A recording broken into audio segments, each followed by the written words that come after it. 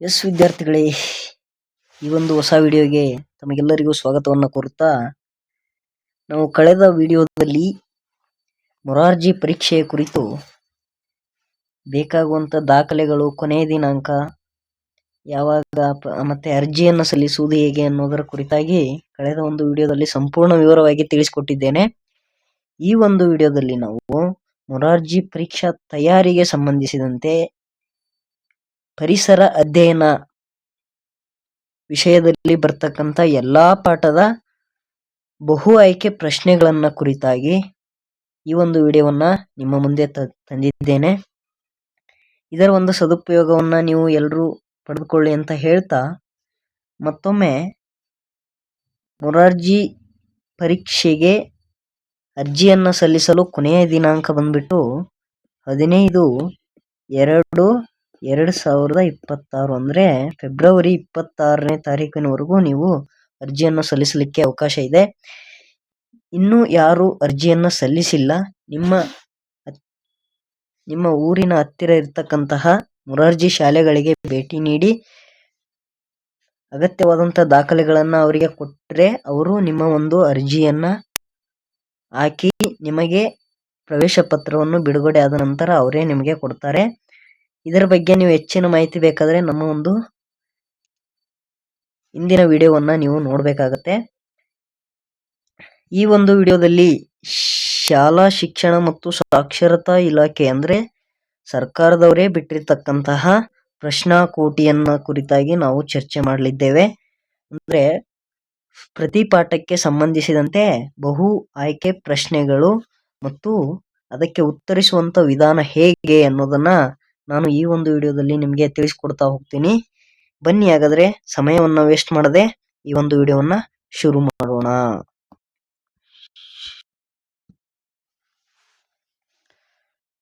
ಮೊದಲಿಗೆ ನಿಮ್ಮ ಪ್ರಶ್ನೆ ಪತ್ರಿಕೆಯಲ್ಲೂ ಸಹ ಇದೇ ರೀತಿಯಾಗಿ ನೋಡಿ, ಹೆಡ್ಡಿಂಗ್ ಅನ್ನ ನೋಡಿ. ಈ ಕೆಳಗಿನ ಪ್ರತಿ ಪ್ರಶ್ನೆಗಳಿಗೆ 4 ಉತ್ತರಗಳನ್ನ ನೀಡಲಾಗಿದೆ, ಅವುಗಳಲ್ಲಿ ಸರಿಯಾದ ಉತ್ತರವನ್ನ ಗುರುತಿಸಿ ಅಂತ ಇರುತ್ತೆ.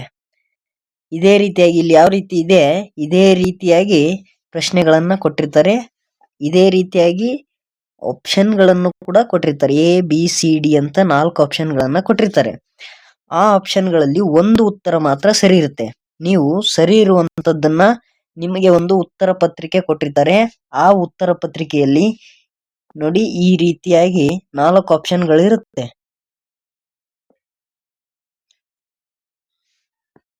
ಎಲ್ಲವೂ ಒಂದೇ ಆಕಾರದಲ್ಲಿರುತ್ತೆ.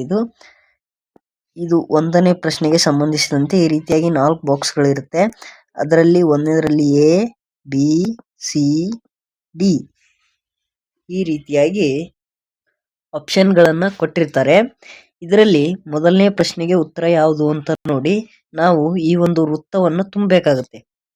ಉದಾಹರಣೆಗೆ ನಾವು ಮೊದಲನೇ ಪ್ರಶ್ನೆಯನ್ನ ನೋಡೋಣ. ಅದರಾಗಿ ಇಲ್ಲಿ ಸರಿ ಯಾವುದು ಉತ್ತರ ಅಂತ ಅದರಲ್ಲಿ ತುಂಬಿದ್ರಾಗ ನಿನಗೆ ಗೊತ್ತಾಗುತ್ತೆ.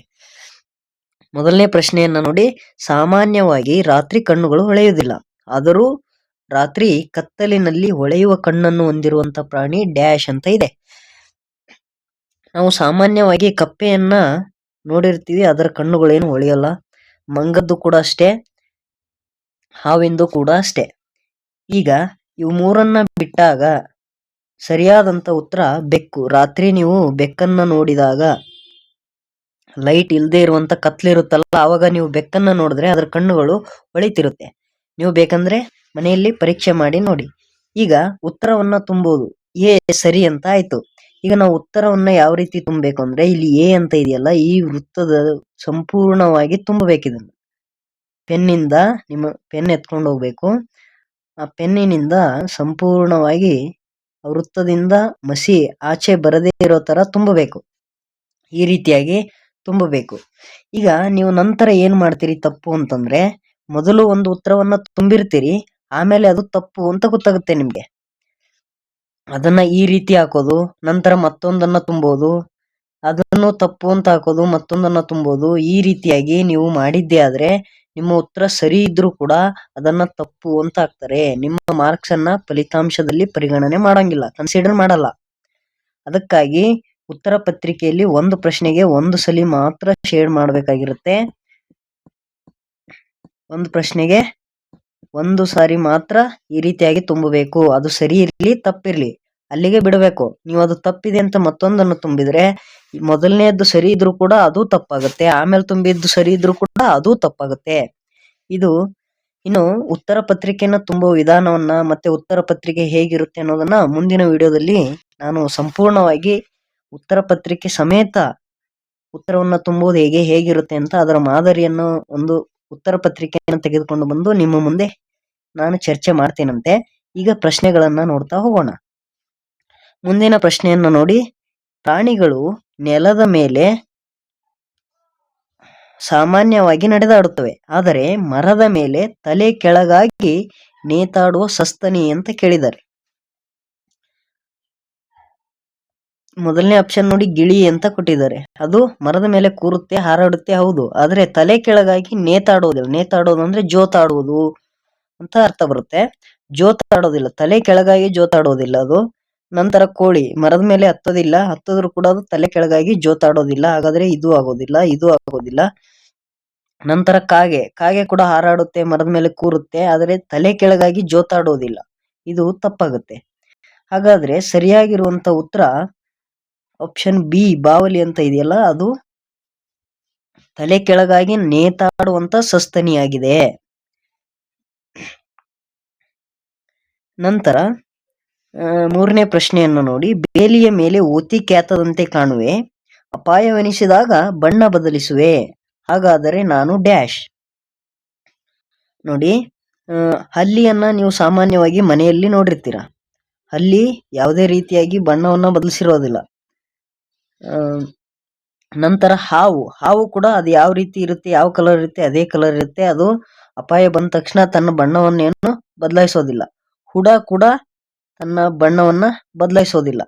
ಹಾಗಾದ್ರೆ ಇಲ್ಲಿ ಸರಿಯಾಗಿರುವಂತ ಉತ್ತರ ಯಾವುದು ಅಂತಂದ್ರೆ ಊಸರವಳ್ಳಿ ಅಂತ ಇದೆಯಲ್ಲ, ಇದು ಸರಿಯಾಗಿರುವಂತ ಉತ್ತರ. ಸಾಮಾನ್ಯವಾಗಿ ನಾವು ಮಾತಾಡಬೇಕಾದ್ರೆ ಬಳಸ್ತಿರ್ತೀವಿ.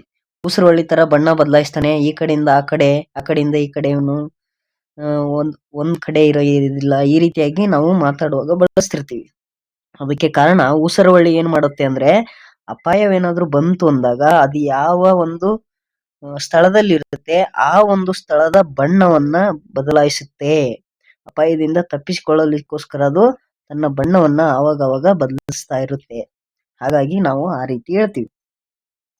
ನಂತರ ನಾಲ್ಕನೇ ಪ್ರಶ್ನೆಯನ್ನ ನೋಡಿ, ನಿಂತುಕೊಂಡೇ ನಿದ್ರಿಸುವೆ, ವೇಗವಾಗಿ ಓಡುವೆ, ಹುರುಳಿಕಾಳು ನನ್ನ ಆಹಾರ, ಹಾಗಾದರೆ ನಾನು ಯಾರು?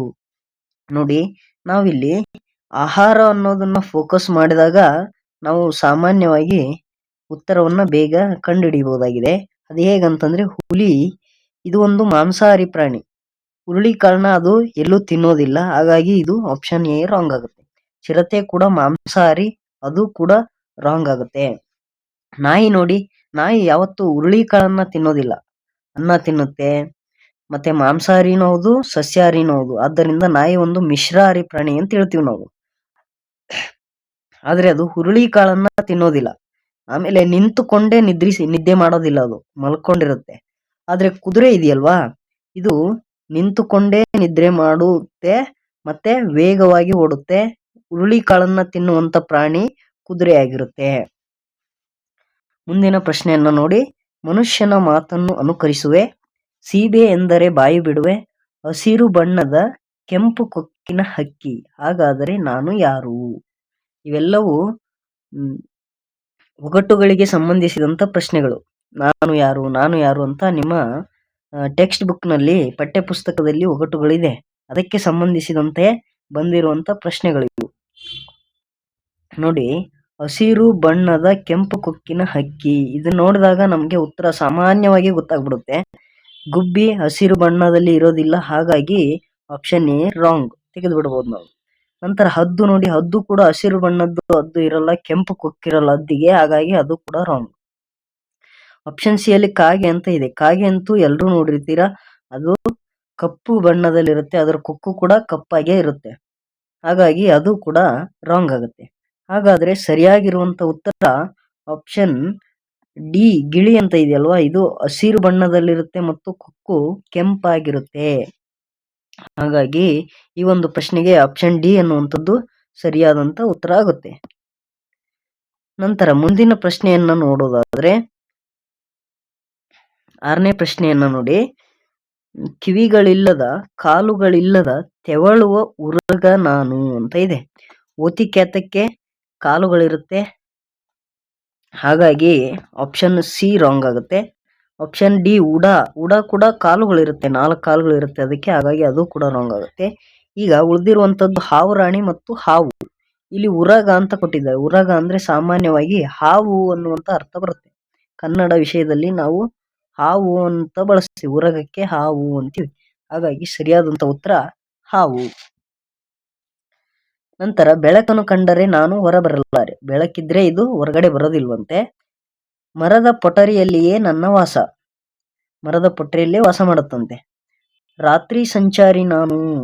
ರಾತ್ರಿ ಸಂಚಾರಿ ಅಂದ್ರೆ ರಾತ್ರಿ ಹೊತ್ತಲ್ಲಿ ಮಾತ್ರ ಆಚೆ ಬರುತ್ತೆ, ಓಡಾಡುತ್ತೆ, ಎಲ್ಲ ಮಾಡುತ್ತೆ. ಆದ್ರೆ ಹಗಲೊತ್ತಲ್ಲಿ ಹೊರಗಡೆ ಬರೋದಿಲ್ಲ, ಆಚೆ ಬರೋದಿಲ್ಲ. ಪ್ರಶ್ನೆಯನ್ನ ಅರ್ಥ ಮಾಡ್ಕೊಂಡಿದ್ದೆ ಆದ್ರೆ ಆಪ್ಷನ್ಗಳಿಗೆ ಸಂಬಂಧಿಸಿದಂತೆ ನಾವು ಉತ್ತರವನ್ನ ಈಸಿಯಾಗಿ ಗುರುತಿಸಬಹುದು. ಆಪ್ಷನ್ ಎ ನೋಡಿ, ಕೊಕ್ಕರೆ ಅಂತ ಇದೆ. ಇದು ಆಚೆ ಬೆಳಗ್ಗೆ ಸಮಯದಲ್ಲೂ ಆಚೆ ಬರುತ್ತೆ, ಬೆಳಕಲ್ಲೂ ಆಚೆನೆ ಇರುತ್ತೆ. ಹಾಗಾಗಿ ಆಪ್ಷನ್ ಎ ರಾಂಗ್ ಆಗುತ್ತೆ. ನಂತರ ಗಿಳಿ ಅಂತ ಇದೆ. ಗಿಳಿ ಅಂತೂ ಹಗಲೊತ್ತಲ್ಲೇ ಹಾರಾಡೋದು ನಾವೆಲ್ಲ ನೋಡಿರ್ತೀವಿ. ಗಿಳಿ ಏನು ಕೂಡ ರಾಂಗ್. ಎಲ್ಲವೂ ಸರಿ ಅಂತ 2 ತಪ್ಪಾದ ಮೇಲೆ ಎಲ್ಲವೂ ಕೂಡ ಸರಿಯಾಗಕ್ಕೆ ಸಾಧ್ಯನೇ ಇಲ್ಲ. ಹಾಗಾಗಿ ನಾವು ಉತ್ತರವನ್ನ ಈಸಿಯಾಗಿ ಕಂಡುಹಿಡಿಯಬಹುದು.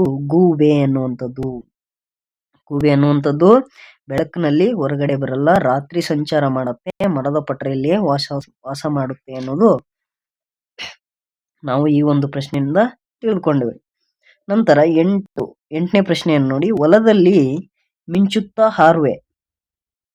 ಪ್ರಶ್ನೆಯಲ್ಲೇ ಕೊಟ್ಬಿಟ್ಟಿದ್ದಾರೆ. ನಂತರ ರೈತನಿಗೆ ದಾರಿ ದೀಪದಂತೆ ಪುಟ್ಟ ಕೀಟ ನಾನು.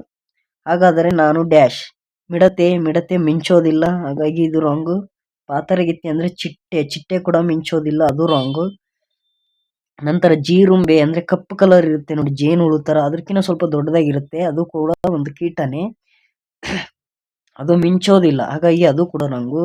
ಅಂದ್ರೆ ನಾವು ಉತ್ತರವನ್ನ ಕಂಡಿಡಿದ್ವಿ. ಉತ್ತರ ಯಾವುದು ಅಂದ್ರೆ ಮಿಂಚು ಹುಳು ಅನ್ನುವಂಥದ್ದು ಸರಿಯಾದಂತ ಉತ್ತರ ಆಗಿರುತ್ತೆ.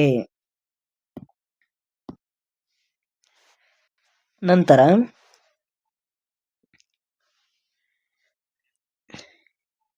ಡ್ರಾಸೆರಾ ಕೀಟಗಳು ಅಂತ ಕೊಟ್ಟಿದ್ದಾರೆ. ನಂತರ ಜಿಂಕೆ ಡ್ಯಾಶ್ ಅಂತ ಇದೆ.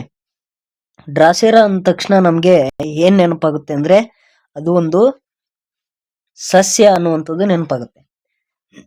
ಆದ್ರೆ ಎಂತ ಸಸ್ಯ ಅದು? ಡ್ರಾಸೆರಾ ಅನ್ನುವಂಥದ್ದು ಒಂದು ಕೀಟಾಹಾರಿ ಸಸ್ಯವಾಗಿದೆ. ಎಂತ ಸಸ್ಯ? ಕೀಟಾಹಾರಿ ಸಸ್ಯ ಅದು. ಅಂದ್ರೆ ಕೊಟ್ಟಿರುವಂತ ಪ್ರಶ್ನೆಗೆ ಇದಕ್ಕೂ ಏನೋ ಸಂಬಂಧ ಇದೆ. ಡ್ರಾಸೆರಾ ಕೀಟಗಳು ಅಂತ ಕೊಟ್ಟಿದ್ದಾರೆ, ಅಂದ್ರೆ ಇದು ಕೀಟಗಳನ್ನ ತಿಂದು ಬದುಕುವಂತ ಸಸ್ಯ, ಹಾಗಾಗಿ ಮುಂದೆ ಕೀಟಗಳು ಅಂತ ಕೊಟ್ಟಿದ್ದಾರೆ. ನಂತರ ಅದೇ ರೀತಿಯಾಗಿ ಜಿಂಕೆ ಅಂತ ಕೊಟ್ಟಿದ್ದಾರೆ, ಮುಂದೆ ಡ್ಯಾಶ್ ಅಂತ ಇದೆ. ಇಲ್ಲಿ ನಾವು ಉತ್ತರವನ್ನ ಹುಡುಕೋದು ಈಗ ಬಹಳ ಸುಲಭ ಆಗುತ್ತೆ. ಪ್ರಶ್ನೆಯನ್ನ ಅರ್ಥ ಮಾಡ್ಕೊಂಡ್ರೆ ಉತ್ತರವನ್ನು ಹುಡುಕೋದು ಬಹಳ ಸುಲಭ. ಡ್ರಾಸೆರಾ ಕೀಟಗಳನ್ನ ತಿಂದು ಬದುಕುತ್ತೆ.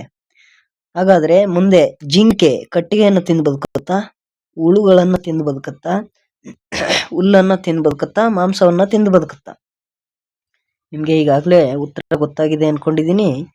ಸರಿಯಾದಂತ ಉತ್ತರ ಹುಲ್ಲು ಆಗುತ್ತೆ. ಜಿಂಕೆ ಹುಲ್ಲನ್ನ ತಿಂದು ಬದುಕುವಂತ ಒಂದು ಸಸ್ಯಾಹಾರಿ ಪ್ರಾಣಿಯಾಗಿದೆ. ಮುಂದಿನ ಪ್ರಶ್ನೆಗೆ ಹೋಗೋಣ. ಇವುಗಳಲ್ಲಿ ಸಜೀವಿಗಳು ಮತ್ತು ನಿರ್ಜೀವಿಗಳ ನಡುವೆ ಪರಸ್ಪರ ಸಂಬಂಧವನ್ನು ತಿಳಿಸುವಂತಹ ಗುಂಪು ಯಾವುದು ಅಂತ ಕೇಳಿದ್ದಾರೆ.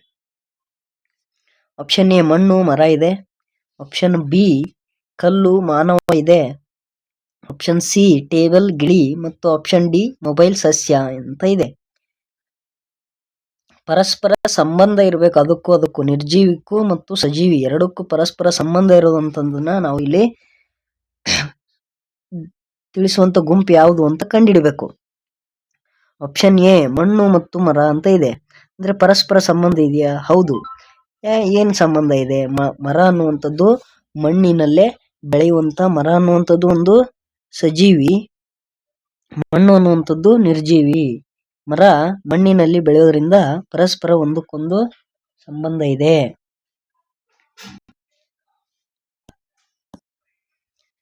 ಆಪ್ಷನ್ ಬಿ ಅನ್ನು ನೋಡಿ. ಕಲ್ಲು ಮಾನವ ಅಂತ ಇದೆ. ಸಜೀವಿ ನಿರ್ಜೀವಿಗಳ ಗುಂಪು ಹೌದು, ಆದರೆ ಪರಸ್ಪರ ಸಂಬಂಧವಿಲ್ಲ. ನಂತರ ಆಪ್ಷನ್ ಸಿ ಟೇಬಲ್ ಗಿಳಿ. ಇದು ನಿರ್ಜೀವಿ ಸಜೀವಿ ಅದು ಗುಂಪು ಹೌದು, ಆದರೆ ಟೇಬಲ್ಗೂ ಮತ್ತು ಗಿಳಿಗೂ ಯಾವುದೇ ತರದಂತ ಪರಸ್ಪರ ಸಂಬಂಧ ಇಲ್ಲ. ಅದೇ ರೀತಿಯಾಗಿ ಆಪ್ಷನ್ ಡಿ ಮೊಬೈಲ್ ಸಸ್ಯಕ್ಕೂ ಮೊಬೈಲ್ಗೂ ಯಾವುದೇ ರೀತಿಯಾದಂತಹ ಸಂಬಂಧವಿಲ್ಲ.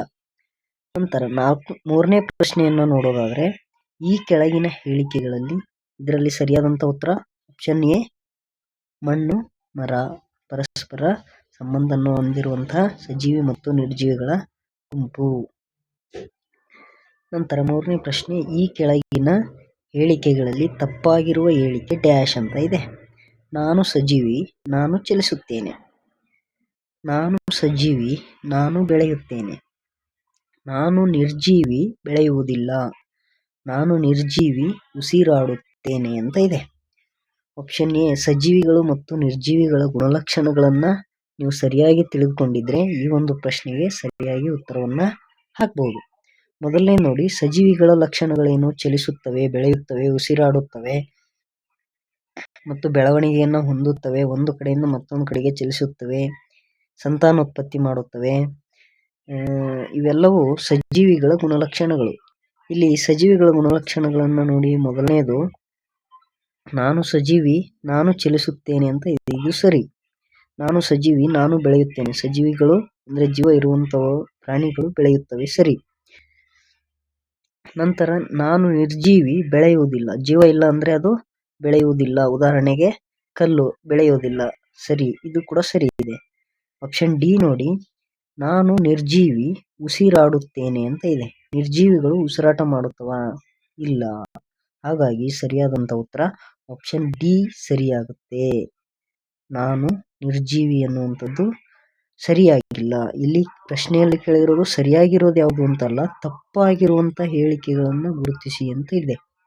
3 ಸರಿ ಇದೆ, 1 ಮಾತ್ರ ತಪ್ಪಿದೆ. ಹಾಗಾಗಿ ಸರಿಯಾದಂತ ಉತ್ತರ ನಾನು ನಿರ್ಜೀವಿ, ಉಸಿರಾಡುತ್ತೇನೆ ಅಂತ ಇದೆಯಲ್ಲ, ಅದು ತಪ್ಪು. ನಂತರ 4ನೇ ಪ್ರಶ್ನೆಯನ್ನು ನೋಡಿ, ನಾನು ಕೊಳೆತ ಪದಾರ್ಥಗಳಿಂದ ಆಹಾರ ಪಡೆದು ಬೆಳೆಯುತ್ತೇನೆ. ಕೊಳೆತಿರುವಂತಹ ಪದಾರ್ಥಗಳನ್ನ ಆಹಾರವಾಗಿ ತಿಂದು ಬೆಳೆಯುವಂತಹ ಜೀವಿಗಳು ಯಾವುವು ಅಂತ ಕೇಳಿದ್ದಾರೆ. ಮೊದಲನೇದು ಕೀಟಗಳು ಅಂತ ಇದೆ. ಆಪ್ಷನ್ ಎ ಕೀಟಗಳು, ಆಪ್ಷನ್ ಬಿ ಕೊಳೆತಿನಿಗಳು, ಆಪ್ಷನ್ ಸಿ ಪ್ರಾಣಿಗಳು, ಆಪ್ಷನ್ ಡಿ ಪಕ್ಷಿಗಳು.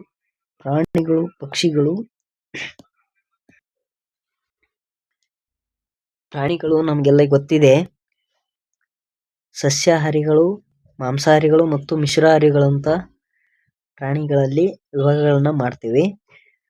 ಆದರೆ ಅವು ಕೊಳೆತಂತಹ ಪದಾರ್ಥಗಳನ್ನ ತಿಂದು ಬದುಕುವುದಿಲ್ಲ. ನಂತರ ಪಕ್ಷಿಗಳು ಅಷ್ಟೇ ಕೊಳೆತಂತಹ ಪದಾರ್ಥಗಳನ್ನ ತಿಂದು ಬದುಕೋದಿಲ್ಲ. ನಂತರ ಕೀಟಗಳು ಕೂಡ ಕೊಳೆತಂತ ಪದಾರ್ಥಗಳನ್ನ ತಿಂದು ಬದುಕುವುದಿಲ್ಲ. ಹಾಗಾದ್ರೆ ಹೆಸರಿನಲ್ಲೇ ಇದೆ ಕೊಳೆತಿನಿಗಳು, ಅಂದ್ರೆ ಕೊಳೆತಿರುವಂತ ವಸ್ತುಗಳನ್ನ ಪದಾರ್ಥಗಳನ್ನ ತಿಂದು ಜೀವಿಸುವಂತಹ ಒಂದು ಪ್ರಾಣಿಗಳನ್ನ ಅಥವಾ ಜೀವಿಗಳನ್ನ ನಾವು ಕೊಳೆತಿನಿಗಳು ಅಂತ ಕರಿತೀವಿ. ನಂತರ ಮುಂದಿನ ಪ್ರಶ್ನೆಗೆ ಹೋಗೋಣ. ಇವುಗಳಲ್ಲಿ ಸಾಮಾನ್ಯವಾಗಿ ಮನೆಯಲ್ಲಿ ಇಷ್ಟಪಟ್ಟು ಸಾಕುವ ಪ್ರಾಣಿಗಳ ಗುಂಪು ಯಾವುದು ಅಂತ ಕೇಳಿದ್ದಾರೆ. ಆಪ್ಷನ್ ಎ ಕತ್ತೆ, ಕುದುರೆ, ತೋಳ. ಬಿ ನಾಯಿ, ಸಿಂಹ, ಹಸು. ಆಪ್ಷನ್ ಸಿ ನಾಯಿ, ಬೆಕ್ಕು, ಹಸು. ಆಪ್ಷನ್ ಡಿ ಮೊಸಳೆ, ಬೆಕ್ಕು, ಹಂದಿ. ಈ ಪ್ರಶ್ನೆ ಸಾಕುವಂತ ಪ್ರಾಣಿಗಳು ಮತ್ತು ಕಾಡು ಪ್ರಾಣಿಗಳಿಗೆ ಸಂಬಂಧಿಸಿದಂತೆ ಈ ಒಂದು ಪ್ರಶ್ನೆಯನ್ನ ತೆಗೆದಿದ್ದಾರೆ. ಆಪ್ಷನ್ ಎ ದಲ್ಲಿ ನೋಡೋದಾದ್ರೆ ತೋಳ ಅಂತ ಇದೆ. ಇದು ತೋಳವನ್ನ ಸಾಮಾನ್ಯವಾಗಿ ಯಾರು ಕೂಡ ಇಷ್ಟಪಟ್ಟು ಸಾಕೋದಿಲ್ಲ. ನಂತರ ಆಪ್ಷನ್ ಬಿ ನಲ್ಲಿ ಸಿಂಹ ಅಂತ ಇದೆ. ಸಿಂಹ ಒಂದು ಕಾಡು ಪ್ರಾಣಿಯಾಗಿರೋದ್ರಿಂದ ಅದನ್ನು ಕೂಡ ಮನೆಯಲ್ಲಿ ಸಾಮಾನ್ಯವಾಗಿ ಯಾರು ಸಾಕೋದಿಲ್ಲ. ನಂತರ ಮೊಸಳೆ ಅಂತ ಇದೆ. ಮೊಸಳೆಯನ್ನು ಯಾರು ಕೂಡ ಮನೆಯಲ್ಲಿ ಸಾಕೋದಿಲ್ಲ. ಹಾಗಾದ್ರೆ ನಮಗೆ ಉತ್ತರ ಈಸಿಯಾಗಿ ಸಿಕ್ತು. ಆಪ್ಷನ್ ಸಿ ಅನ್ನುವಂಥದ್ದು ಈ ಒಂದು ಪ್ರಶ್ನೆಗೆ ಸರಿಯಾಗಿರುವಂತ ಉತ್ತರವಾಗಿರುತ್ತೆ. ಸಾಮಾನ್ಯವಾಗಿ ಮನೆಯಲ್ಲಿ ನಾಯಿ, ಬೆಕ್ಕು ಮತ್ತು ಹಸುಗಳನ್ನ ಎಲ್ಲಾರ ಮನೆಯಲ್ಲೂ ನಾವು ನೋಡ್ಬೋದಾಗಿರುತ್ತೆ. ಅವುಗಳು ಸಾಕು ಪ್ರಾಣಿಗಳ ಗುಂಪಾಗಿದೆ. ನಂತರ 6ನೇ ಪ್ರಶ್ನೆ, ನಾವು ಮೂಗಿನ ಮೂಲಕ ಉಸಿರಾಡುತ್ತೇವೆ. ಹೌದು. ಹಾಗಾದರೆ ಮೀನುಗಳು ಉಸಿರಾಡುವ ಅಂಗ ಯಾವುದು? ಉಸಿರಾಡುವ ಅಂಗಕ್ಕೆ ಸಂಬಂಧಿಸಿದಂತೆ ಈ ಒಂದು ಪ್ರಶ್ನೆ. ಆಪ್ಷನ್ ಎ ನೋಡಿ, ಮೀನುಗಳು ಬಾಲದಿಂದ ಉಸಿರಾಡುತ್ತವ, ಕಿವಿರುಗಳಿಂದ ಉಸಿರಾಡುತ್ತವ, ಮೂಗಿನಿಂದ ಉಸಿರಾಡುತ್ತವ, ಚರ್ಮದಿಂದ ಉಸಿರಾಡುತ್ತವ ಅಂತ ಇಲ್ಲಿ ಕೇಳಿದ್ದೇನೆ. ಬಾಲದಿಂದ ಸಾಮಾನ್ಯವಾಗಿ ಯಾವ ಕೂಡ ಉಸಿರಾಟವನ್ನ ನಡೆಸೋದಿಲ್ಲ. ಹಾಗಾಗಿ ಆಪ್ಷನ್ ಎ ರಾಂಗ್ ಆಗುತ್ತೆ. ಮೂಗು ಸಾಮಾನ್ಯವಾಗಿ ಮನುಷ್ಯರು ಮತ್ತು ಪ್ರಾಣಿಗಳು ಮೂಗಿನ ಮೂಲಕ ಉಸಿರಾಡುತ್ತವೆ. ಮೀನುಗಳು ಮೂಗಿರೋದಿಲ್ಲ, ಮೂಗಿನ ಮೂಲಕ ಉಸಿರಾಡುವುದಿಲ್ಲ. ನಂತರ ಚರ್ಮದ ಸಹಾಯದಿಂದ ಮೀನುಗಳು ಉಸಿರಾಡುವುದಿಲ್ಲ. ಮತ್ತೆ ಚರ್ಮದ ಸಹಾಯದಿಂದ ಉಸಿರಾಡುವಂತ ಜೀವಿಗಳು ಯಾವುದು ಅಂತ ನೋಡೋದಾದ್ರೆ ಎರೆಹುಳು. ಮುಖ್ಯವಾಗಿ ಎರೆಹುಳು ಸಾಮಾನ್ಯವಾಗಿ ಚರ್ಮದಿಂದ ಉಸಿರಾಟವನ್ನ ನಡೆಸುತ್ತೆ. ನಂತರ ಆಪ್ಷನ್, ಹಾಗಾದ್ರೆ ಇದಕ್ಕೆ ಸರಿಯಾದಂತ ಉತ್ತರ ಯಾವುದು ಅಂತ ನಮಗೆ ಗೊತ್ತಾಯ್ತು. ಇದಕ್ಕೆ ಸರಿಯಾದಂತ ಉತ್ತರ ಆಪ್ಷನ್ ಬಿ, ಕಿವಿರು ಅನ್ನುವಂಥದ್ದು ಈ ಒಂದು ಪ್ರಶ್ನೆಗೆ ಸರಿಯಾಗಿರುವಂತ ಉತ್ತರವಾಗಿದೆ. ಮೀನುಗಳು ಉಸಿರಾಟ ನಡೆಸುವಂತ ಅಂಗ ಕಿವಿರು. ನಂತರ ಮುಂದಿನ ಪ್ರಶ್ನೆ, ತಮಗೆ ಬೇಕಾದ ಆಹಾರವನ್ನು ತಾವೇ ತಯಾರಿಸಿಕೊಳ್ಳುವ ಜೀವಿಗಳನ್ನು ಹೀಗೆನ್ನುವರು. ಅಂದ್ರೆ ತಮಗೆ ಬೇಕಾದಂತ ಆಹಾರವನ್ನ ತಾವೇ ತಯಾರಿಸಿಕೊಳ್ಳುವಂತ ಜೀವಿಗಳಿಗೆ ಏನಂತ ಕರೀತಾರೆ ಅಂತ ಪ್ರಶ್ನೆ ಇದೆ. ಆಪ್ಷನ್ ಎ ನೋಡ್ರಿ, ಸ್ವಪೋಷಕ ಅಂತ ಇದೆ. ಆಪ್ಷನ್ ಬಿ, ಸಸ್ಯಾಹಾರಿ. ಆಪ್ಷನ್ ಸಿ, ಮಾಂಸಾಹಾರಿ. ಆಪ್ಷನ್ ಡಿ, ಎಲ್ಲವೂ ಸರಿ ಅಂತ ಇದೆ. ಮೊದಲನೇದಾಗಿ ಸಸ್ಯಾಹಾರಿಗಳ ಬಗ್ಗೆ ನಾವು ನೋಡೋದಾದ್ರೆ, ಇದು ಸಸ್ಯಗಳಿಂದ ತಯಾರಾದಂತ ಪದಾರ್ಥಗಳನ್ನ ತಿಂದು ಬದುಕುವಂತ ಪ್ರಾಣಿಗಳಿಗೆ ನಾವು ಸಸ್ಯಾಹಾರಿಗಳು ಅಂತ ಕರಿತೀವಿ.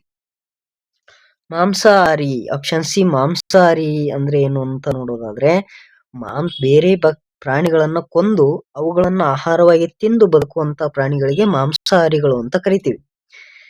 ಈ ಸಸ್ಯಾಹಾರಿ ಮತ್ತು ಮಾಂಸಾಹಾರಿಗಳು ಬೇರೆಯವರು ಅಂದ್ರೆ ಒಂದು ಪ್ರಾಣಿಯನ್ನಾದ್ರೂ ಇಲ್ಲ ಸಸ್ಯಗಳಿಂದ ತಯಾರಾದಂತ ಪದಾರ್ಥವನ್ನ ತಿಂದು ಬದುಕೋದ್ರಿಂದ ಇವೆರಡೂ ಕೂಡ ಸಾಮಾನ್ಯವಾಗಿ ಪರಪೋಷಕಗಳಾಗ್ತವೆ.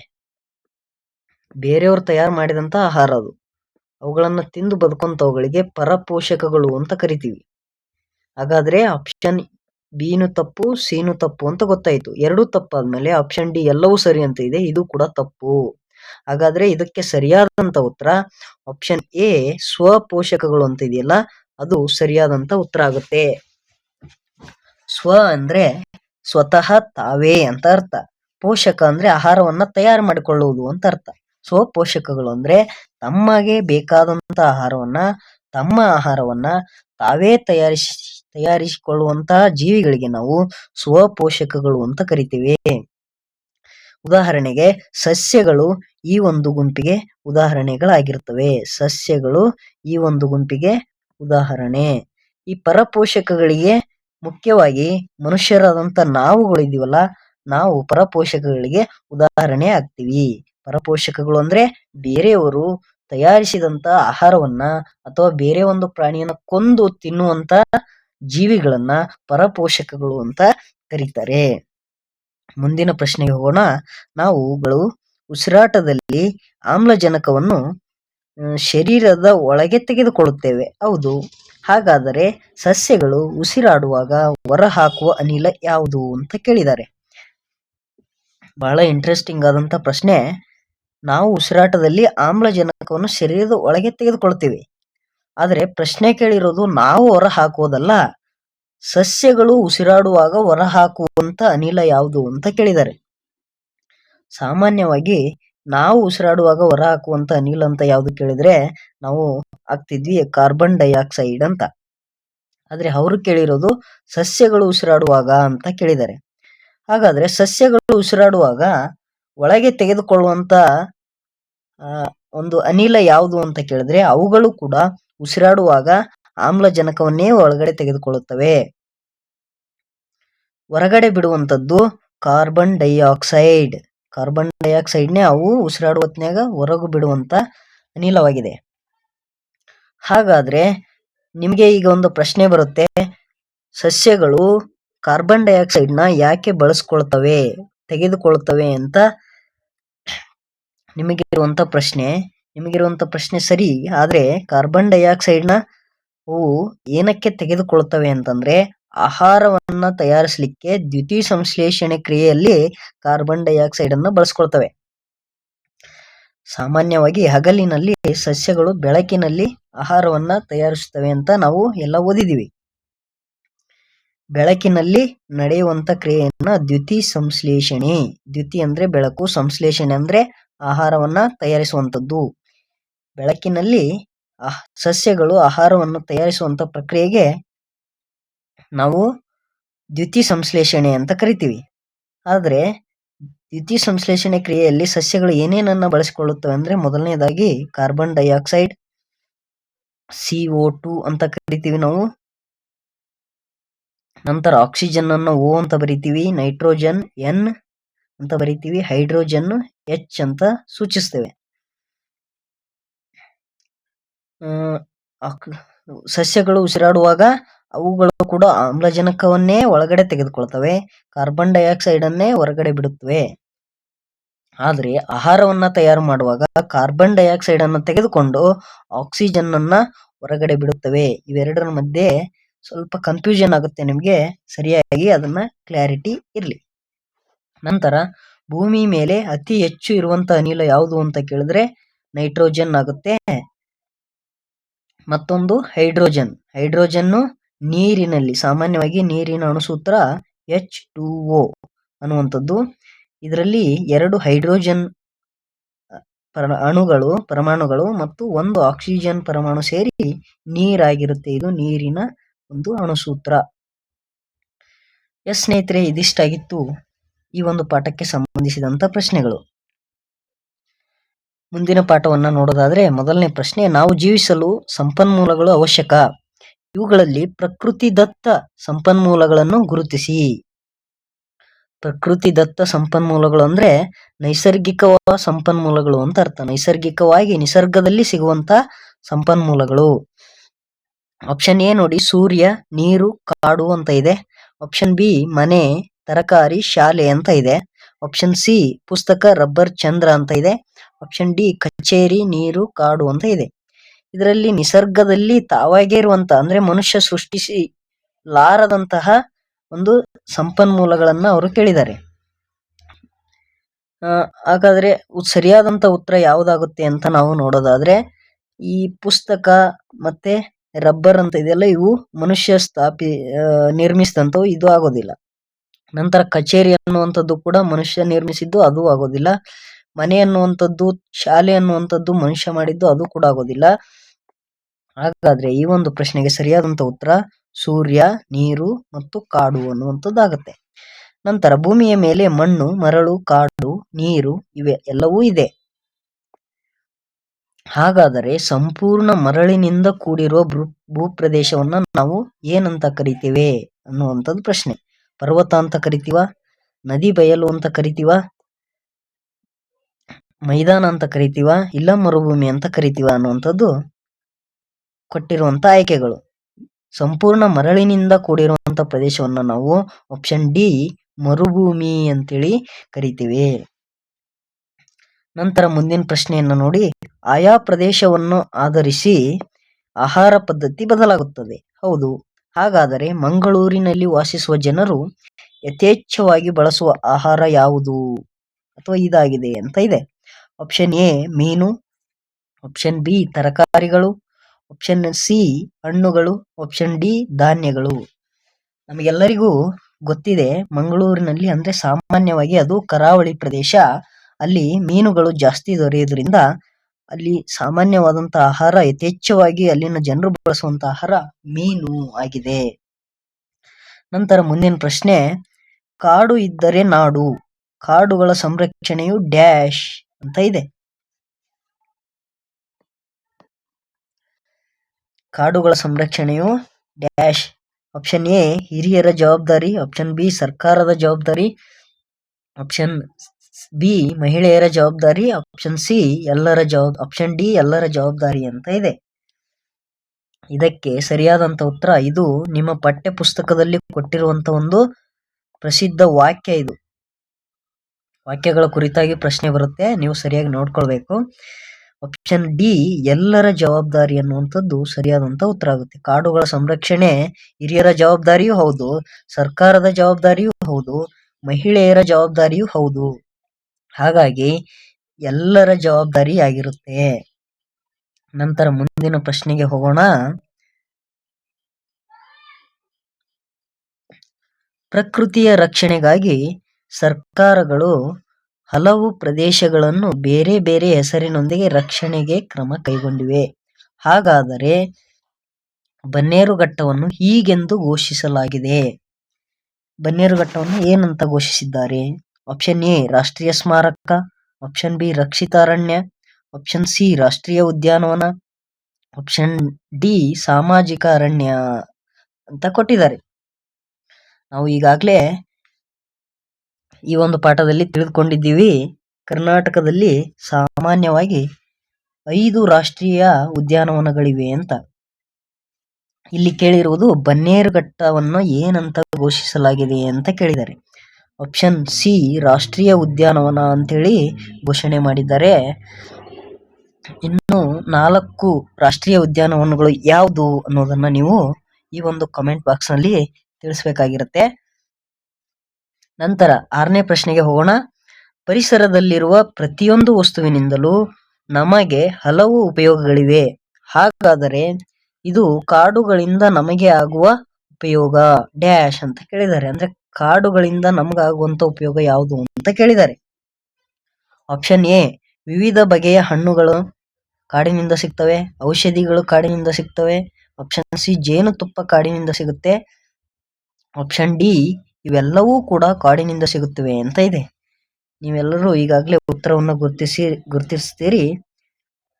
ಆಪ್ಷನ್ ಡಿ ಈ ಎಲ್ಲವೂ ಕೂಡ ಕಾಡಿನಿಂದ ನಮಗಾಗುವಂತಹ ಲಾಭಗಳು. ಕಾಡಿನಿಂದ ನಮಗೆ ವಿವಿಧ ಬಗೆಯ ಹಣ್ಣುಗಳು ಸಿಗ್ತವೆ, ಔಷಧಿಗಳು ಸಿಗುತ್ತೆ, ಜೇನುತುಪ್ಪ ಸಿಗುತ್ತೆ, ಇವೆಲ್ಲವೂ ಕೂಡ ನಮಗೆ ಕಾಡಿನಿಂದ ಆಗುವಂತಹ ಉಪಯೋಗಗಳು. ನಂತರ 7ನೇ ಪ್ರಶ್ನೆಗೆ ಹೋಗೋಣ. ಇಂಧನಗಳು ಘನ, ದ್ರವ, ಅನಿಲ ರೂಪದಲ್ಲಿ ದೊರೆಯುತ್ತವೆ. ಹೌದು. ನಂತರ ಹಾಗಾದರೆ ದ್ರವದ ಇಂಧನಕ್ಕೆ ಒಂದು ಉದಾಹರಣೆ ಡ್ಯಾಶ್ ಅಂತ ಕೇಳಿದ್ದಾರೆ. ಇಂಧನಗಳು ಘನ, ದ್ರವ ಮತ್ತು ಅನಿಲ ರೂಪದಲ್ಲಿ ದೊರೆಯುತ್ತವೆ. ಹಾಗಾದರೆ ದ್ರವ ರೂಪದ ಇಂಧನಕ್ಕೆ ಒಂದು ಉದಾಹರಣೆ ಡ್ಯಾಶ್ ಅಂತ ಕೇಳಿದ್ದಾರೆ. ಹಾಲು, ಪಾನಕ, ಸೀಮೆ ಎಣ್ಣೆ ಯಾವುದು ಅಲ್ಲ ಅಂತ ಇದೆ. ನಮಗೆ ಗೊತ್ತು ಹಾಲು ಇಂಧನ ಅಲ್ಲ. ಆಪ್ಷನ್ ಬಿ ಪಾನಕ ಅಂತ ಇದೆ, ಪಾನಕ ಕೂಡ ಇಂಧನ ಅಲ್ಲ. ಆಪ್ಷನ್ ಡಿ ಯಾವುದು ಅಲ್ಲ ಅಂತ ಆಗಿರೋದಕ್ಕೆ ಸಾಧ್ಯನೇ ಇಲ್ಲ, ಯಾವುದಾದ್ರೂ ಒಂದು ಉತ್ತರ ಆಗಿರ್ಲೇಬೇಕು. ಹಾಗಾದ್ರೆ ಸೀಮೆ ಎಣ್ಣೆ ಅನ್ನುವಂಥದ್ದು ಒಂದು ಇಂಧನವಾಗಿದೆ. ಸೀಮೆ ಎಣ್ಣೆ, ಪೆಟ್ರೋಲು, ಡೀಸೆಲ್ಲು, ಕಲ್ಲಿದ್ದಲು ಇವೆಲ್ಲವೂ ಕೂಡ ಇಂಧನಗಳಾಗಿರ್ತವೆ. ನಂತರ ಕೊನೆಯ ಪ್ರಶ್ನೆ, ಖನಿಜಗಳು ಮತ್ತು ಸಾವಯವ ವಸ್ತುಗಳನ್ನು ಒಳಗೊಂಡಿರುವ ಶಿಲಾಗೋಳದ ಮೇಲ್ಭಾಗದ ತೆಳುವಾದ ಪದರ ಡ್ಯಾಶ್ ಅಂತ ಇದೆ. ಖನಿಜಗಳು ಮತ್ತು ಸಾವಯವ ವಸ್ತುಗಳನ್ನು ಒಳಗೊಂಡಿರುವ ಶಿಲಾಗೋಳದ ಮೇಲ್ಭಾಗದ ತೆಳುವಾದ ಪದರ ಡ್ಯಾಶ್. ಆಪ್ಷನ್ ಎ ಲೋಹ, ಆಪ್ಷನ್ ಬಿ ಮಣ್ಣು, ಆಪ್ಷನ್ ಸಿ ಕಲ್ಲು, ಆಪ್ಷನ್ ಡಿ ಮರಳು. ಇದಕ್ಕೆ ಸರಿಯಾದಂತ ಉತ್ತರ ಆಪ್ಷನ್ ಬಿ ಮಣ್ಣು ಆಗಿರುತ್ತೆ. ಎಸ್ ಸ್ನೇಹಿತರೆ, ಇದಿಷ್ಟಾಗಿತ್ತು ಈ ಒಂದು ಪಾಠಕ್ಕೆ ಕುರಿತಂತಹ ಒಂದು ವಿಡಿಯೋ.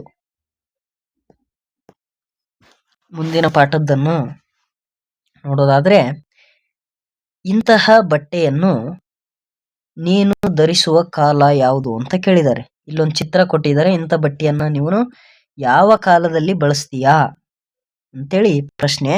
ಆಪ್ಷನ್ ಎ ಮಳೆಗಾಲ, ಅಂದ್ರೆ ಸ್ವೆಟರ್ ಮತ್ತೆ ಕ್ಯಾಪ್ ಅನ್ನ ನೀನು ಮಳೆಗಾಲದಲ್ಲಿ ಬಳಸ್ತೀಯಾ, ಚಳಿಗಾಲದಲ್ಲಿ ಬಳಸ್ತೀಯಾ, ಬೇಸಿಗೆ ಕಾಲ ಮತ್ತು ಬರಗಾಲ. ಇವು 4 ಕಾಲದಲ್ಲಿ ಯಾವ ಕಾಲದಲ್ಲಿ ಬಳಸ್ತೀವಿ ನಾವು ಸಾಮಾನ್ಯವಾಗಿ ಅಂದ್ರೆ ಚಳಿ ತುಂಬಾ ಇದ್ದಾಗ ನಾವು ಸ್ವೆಟರ್, ಕ್ಯಾಪ್ ಇದನ್ನೆಲ್ಲ ಹಾಕೊಳ್ತೀವಿ. ನಂತರ ಬಿಸಿಲು ಹಾಗೂ ಮಳೆ ಎರಡೂ ಒಟ್ಟಾಗಿ ಬಂದಾಗ ಆಕಾಶದಲ್ಲಿ ನೀನು ಇದನ್ನು ಕಾಣುವೆ. ಬಿಸಿಲು ಮತ್ತು ಮಳೆ ಎರಡೂ ಒಟ್ಟಾಗಿ ಬಂದಾಗ ಆಕಾಶದಲ್ಲಿ ನೀವು ಏನನ್ನ ನೋಡ್ತೀರಾ ಅಂತ ಪ್ರಶ್ನೆ. ಆಪ್ಷನ್ ಎ ತಿಳಿ ಆಕಾಶ, ಆಪ್ಷನ್ ಬಿ ಕಾರ್ಮೋಡ, ಆಪ್ಷನ್ ಸಿ ಕಾಮನ ಬಿಲ್ಲು, ಆಪ್ಷನ್ ಡಿ ಬಿರುಗಾಳಿ. ನೀವು ಈಗಾಗಲೇ ಉತ್ತರವನ್ನು ಗುರುತಿಸ್ತೀರಿ. ಆಪ್ಷನ್ ಸಿ ಕಾಮನ ಬಿಲ್ಲು ಅಂತ ಏನಿದೆ, ಬಿಸಿಲು ಮತ್ತು ಮಳೆ ಎರಡು ಒಟ್ಟಾಗಿ ಬಂದಾಗ ಕಾಮನ ಬಿಲ್ಲು ಮೂಡಿರುತ್ತೆ. ಸೂರ್ಯ ಯಾವ ದಿಕ್ಕಿನಲ್ಲಿರ್ತಾನೆ ಅದರ ವಿರುದ್ಧ ದಿಕ್ಕಿನಲ್ಲಿ ಕಾಮನ ಬಿಲ್ಲು ಮೂಡಿರುತ್ತೆ. ನೀವು ಸಾಮಾನ್ಯವಾಗಿ ಮುಂದೆ ಯಾವ್ದಾದ್ರು ಇಷ್ಟು ದಿವಸದಲ್ಲಿ ನೋಡಿದ್ರೆ ಸರಿ, ನೀವಿನ್ನೂ ನೋಡಿಲ್ಲ ಅಂದ್ರೆ ಮಳೆ ಮತ್ತು ಬಿಸಿಲು ಯಾವಾಗ ಬಂದಿರುತ್ತೆ ನೋಡಿ, ಆವಾಗ ಪರೀಕ್ಷೆ ಮಾಡಿ ನೋಡಿ. ಸೂರ್ಯ ಇರುವ ವಿರುದ್ಧ ದಿಕ್ಕಿನಲ್ಲಿ ಕಾಮನ ಬಿಲ್ಲು ಮೂಡಿರುತ್ತೆ. ನಂತರ ಸುರುಳಿ ಆಕಾರದಲ್ಲಿ ಧೂಳಿನ ಕಣಗಳನ್ನು ಹೊತ್ತು ಸುಳಿಯುವ ಗಾಳಿಗೆ ಡ್ಯಾಶ್ ಅಂತ ಇದೆ. ಬಿರುಗಾಳಿ, ತಿಳಿಗಾಳಿ, ತಂಗಾಳಿ, ಸುಂಟರ ಗಾಳಿ ಅಂತ ಇದೆ. ಇದಕ್ಕೆ ಸರಿಯಾದಂತ ಉತ್ತರ ಆಪ್ಷನ್ ಎ ಬಿರುಗಾಳಿ ಅಂತ ಇದೆಯಲ್ಲ, ಅದು ಸರಿಯಾದಂತ ಉತ್ತರವಾಗುತ್ತೆ. ನಂತರ ಮುಂದಿನ ಪ್ರಶ್ನೆ, ಶೀಲಾಳ ತಂದೆ ಗದ್ದೆಯಲ್ಲಿ ಬೆಳೆದಿದ್ದೆಲ್ಲ ಕೊಚ್ಚಿಕೊಂಡು ಹೋಗಿದೆ. ಇದಕ್ಕೆ ಕಾರಣ ಆಪ್ಷನ್ ಎ ಬರಗಾಲ, ಆಪ್ಷನ್ ಬಿ ಸುಳಿಗಾಳಿ, ಆಪ್ಷನ್ ಸಿ ಪ್ರವಾಹ, ಆಪ್ಷನ್ ಡಿ ಸಿಡಿಲು. ನೋಡಿ, ಶೀಲಾಳ ತಂದೆ ಗದ್ದೆಯಲ್ಲಿ ಬೆಳೆಯನ್ನ ಬೆಳೆದಿದ್ದಾರೆ. ಅದು ಬೆಳೆದಿದ್ದೆಲ್ಲ ಕೊಚ್ಚಿಕೊಂಡು ಹೋಗಿದೆ ಅಂತೆ. ಇದಕ್ಕೆ ಕಾರಣ ಏನು ಅಂತ ಕೇಳಿದ್ದಾರೆ. ಬರಗಾಲ ಕಾರಣನ? ಬರಗಾಲ ಬಂದ್ರೆ ಎಲ್ಲವೂ ಕೊಚ್ಚಿಕೊಂಡು ಹೋಗುತ್ತಾ? ಸುಳಿಗಾಳಿ ಬಂದ್ರೆ ಎಲ್ಲವೂ ಕೊಚ್ಚಿಕೊಂಡು ಹೋಗುತ್ತಾ? ಪ್ರವಾಹ ಬಂದ್ರೆ ಕೊಚ್ಚಿಕೊಂಡು ಹೋಗುತ್ತಾ? ಇಲ್ಲ ಸಿಡಿಲು ಬಂದ್ರೆ ಕೊಚ್ಚಿಕೊಂಡು ಹೋಗುತ್ತಾ ಅಂತ. ಇದಕ್ಕೆ ಸರಿಯಾದಂತ ಉತ್ತರ ಆಪ್ಷನ್ ಸಿ ಪ್ರವಾಹ ಬಂದಾಗ ಏನಾಗುತ್ತೆ, ನಾವು ಬೆಳೆದಿರುವಂತ ಬೆಳೆ, ಕಾರು, ನಮ್ದು ಏನೇನು ಇರುತ್ತಲ್ಲ ಅದೆಲ್ಲವೂ ದನ ಕರುಗಳು ಪ್ರಾಣಿಗಳೆಲ್ಲ ಕೊಚ್ಚಿಕೊಂಡು ಹೋಗುತ್ತೆ.